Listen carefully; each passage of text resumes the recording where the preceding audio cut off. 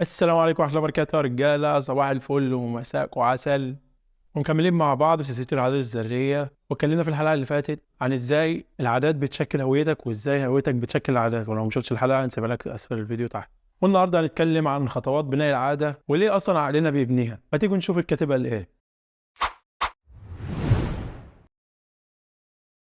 1898 عالم النفس ثورندايك عمل تجربة فهمتنا ازاي العادات بتشتغل والقواعد اللي بتوجه سلوكنا. وكان ثورندايك مهتم بدراسة سلوك الحيوانات، فعمل ايه ثورندايك؟ جاب مجموعة من القطط وجاب جهاز اسمه جهاز صندوق الألغاز، وكان الجهاز ده متصمم ان هو ليه رفعة مربوطة كده في حبل، يعني مجرد ما بتضغط عليها بتشد الحبل فبتفتح الباب بتاع الصندوق. وكان جنب الصندوق ده بره اكل القطط، وجاب قطه وحطها جوه الصندوق. فطبيعي القطه محتاجه تطلع بره الصندوق، فتعمل ايه القطه؟ تقعد تخبط على الباب شويه، تمد ايديها بره الصندوق، يعني تشد اي حاجه بتتحرك. وبعد شويه فرك في الصندوق القطه ضغطت على الرفعه اللي بتفتح الباب، فالباب اتفتح. فطلعت بسرعة القطة على الباب وطلعت تجري على الأكل، ومن هنا بدأت عملية التعلم. فكل قطة كانت بتخش الصندوق اتعلمت الربط بين الضغط على الرفعة وبين المكافأة اللي هي هتخرج من الصندوق وهتلاقي الأكل. وبعد 20-30 تجربة كده بقى السلوك أوتوماتيكي، لدرجة إن القطة بقت ما بتاخدش 3 ثواني وتطلع بره الصندوق. يعني سروندايك كان بيقول إن في بداية التجربة كانت القطة بتاخد دقيقة ونص عشان تطلع بره الصندوق، لكن في اخر 3 قطط كانوا ما بياخدوش ثواني ويطلعوا بره الصندوق. ومع التدريب القطه كانت اخطائها بتقل وبقت افعالها اسرع واكتر اوتوماتيكيه، وبدل ما تكرر نفس الغلط بدات في الوصول للحل المباشر على طول، بعد ما لقت ان الفرك واللف ورزع في باب الصندوق ما بيجيبش اي حل، وان الحل في ان هي تضغط على الرفعه عشان الباب يتفتح وتطلع. واستنتج ثورندايك من التجربه دي ان السلوكيات اللي نتائجها مرضيه بتميل انك تكررها، وان السلوكيات اللي نتائجها مش مرضيه في الاغلب مش هتعملها تاني. كانت التجربه دي نقطه البدايه لمناقشه ازاي العادات بتتكون في حياتنا وليه اصلا دماغنا بيبنيها من الاساس. وخلينا في الاول نعرف يعني ايه عاده.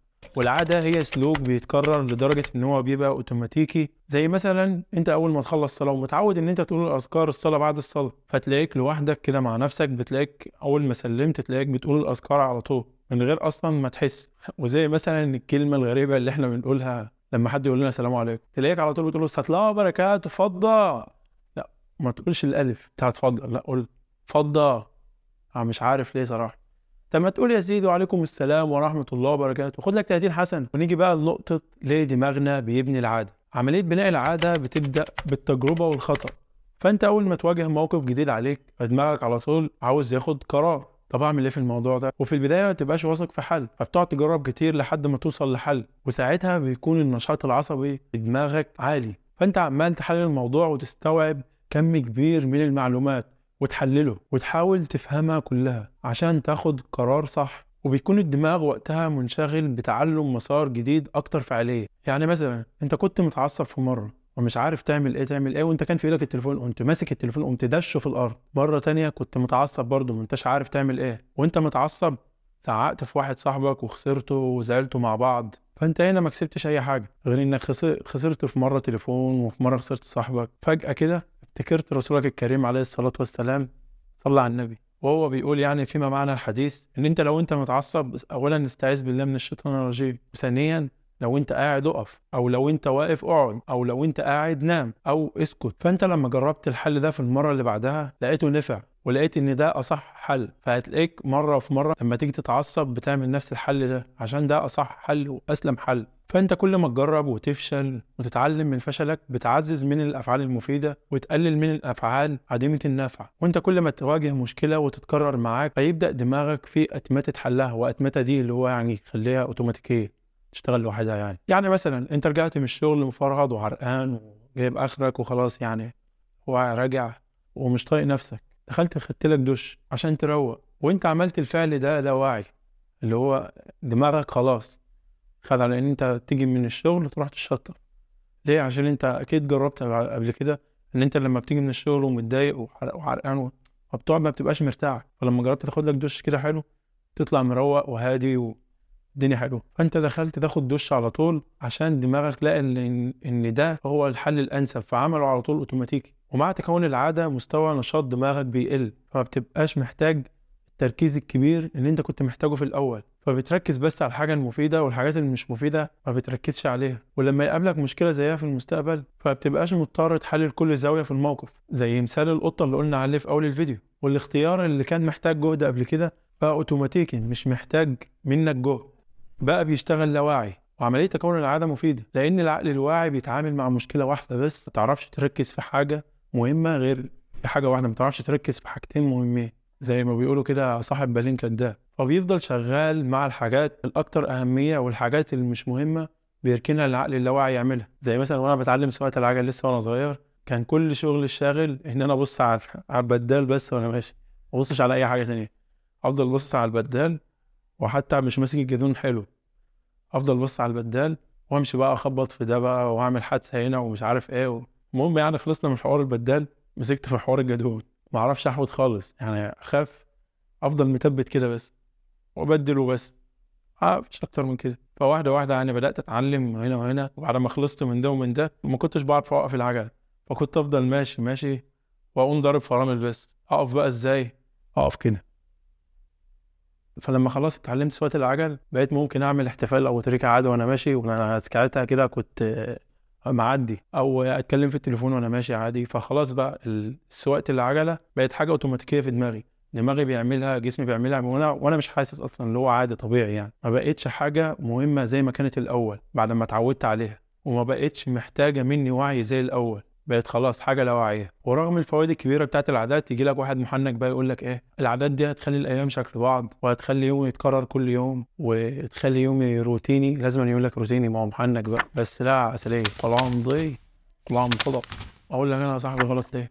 لان الكلام ده هيخليك تختار بين العادات وبين ان انت يومك يبقى حر، وفي الواقع هما الاتنين اصلا بيكملوا بعض. فالعادات هي اللي بتخلق الحريه، والناس اللي ما بتستعملش عاداتها صح ففي الاغلب دول اقل الناس حريه. على سبيل المثال، لو ما عندكش عادات ماليه صحيه هتفضل تعاني من حوار نقص الفلوس، ومن غير عادات صحيه حسنه هتفضل تعاني من الارهاق والتعب، وهتلاقي نفسك محتاج تاخد قرار في اي حاجه حتى لو كانت بسيطه. يعني مثلا عاوز تنزل الجيم، طب انزل الصبح ولا انزل الظهر ولا انزل بعد الشغل ولا انزل امتى؟ طيب لو عاوز مثلا تروح تشتري هدوم او حاجه، طب اروح المحل كذا ولا اروح المحل كذا ولا اروح المحل كذا؟ طب البس طقم ايه النهارده مثلا وانا نازل؟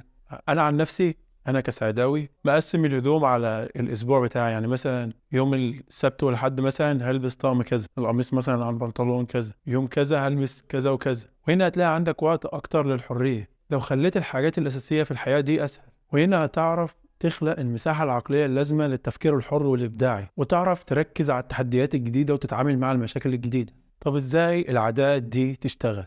أقول لك أنا عسلية. ممكن نقسم العملية دي لأربع مراحل بسيطة: الإشارة والطوق والاستجابة والمكافأة. والمرحلة الأولى وهي الإشارة، وهي تنبيه للدماغ إنه يبدأ سلوك معين، وهي عبارة عن معلومة بتتنبئ بمكافأة. وكان أسلافنا زمان في عصور ما قبل التاريخ بينتبهوا للإشارة اللي تنبئهم بمواقع مكافآت أساسية زي الأكل والشرب. بس النهاردة إحنا بنقضي وقتنا في إدراك المكافآت الثانوية زي الفلوس والمنصب والشهرة والمكانة والحب، وعقلك شغال طول الوقت بيحلل البيئة الداخلية والخارجية عشان يدور على الأماكن اللي فيها مكافأة. وبما إن الإشارة هي المؤشر الأول اللي بيوضح اقترابنا من المكافأة، فده ياخدنا بقى للطوق. والطوق ده اللي هو تاني مرحلة. والطوق هو قوة تحفيزية بتكون ورا كل عادة بنعملها، قوة بتزود من مستوى التحفيز والرغبة. ومن غير الطوق مش هيكون عندنا سبب للفعل، واحنا ما بنتطوقش للعادة نفسها، احنا بنتطوق للتغيير اللي بعد العادة. يعني مثلا انت مش متطوق ان انت تغسل سنانك، لا انت اصلا متطوق لشعور ان بقك نظيف، ما فيش في حاجة راحت بقك حلو، وانت مش عاوز تفتح التلفزيون، لا انت عاوز تنهي شعور الملل اللي انت فيه. وكل تطوق مرتبط برغبة في تغيير حالتك الداخلية، والطوق بيختلف من واحد للتاني. فمثلا عندك واحد مسلم سمع صوت الأذان، تطوق لأن هو عاوز يخش الجنة فيقوم يروح يصلي، فهنا صوت الأذان حفزه إن هو يروح يصلي عشان يوصل للمكافأة في الآخر اللي هي الجنة. إنما بقى لو واحد كافر، كافر هو ما بيصليش، ده كافر. الرسول عليه الصلاة والسلام قال: العهد الذي بيننا وبينهم الصلاة، فمن تركها فقد كفر.